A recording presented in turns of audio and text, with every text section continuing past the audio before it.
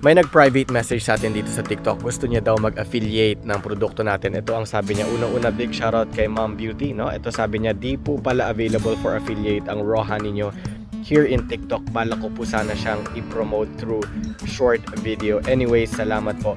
Alam mo, Mom Beauty, madami kayong mga nagme-message sa akin tungkol dito. Hindi ako mateki na tao. Actually, pagdating sa setup, mga ganyan, mga bagay, hindi ko alam yung mga ganyan. Ipaasikaso ko ito. And then, pag okay na, i-shoutout ko na lang. Alam mo ba na tayo lang ang supplier ng raw honey sa buong Pilipinas na may libreng organic lemons. Wala kang competition. So, if you're going to be an affiliate of this, there is no competition. Imagine doing business that there's no competition.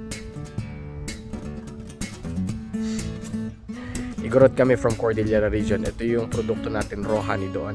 Isa sa mga produkto din namin doon. Kayamanan namin si mga gulay, mga prutas, katulad din ng ganito, organic lemons. Ang problema lang sa organic lemons, since organic siya, kahit ano namang produkto na organic, madaling mabulok kumpara sa mga commercial ones. But anyway, Ma'am Beauty, maraming salamat sa pag-interest sa affiliate. Pag okay na, i-shoutout ko na lang. Monday ngayon, have a great week ahead of you and take care. God bless you.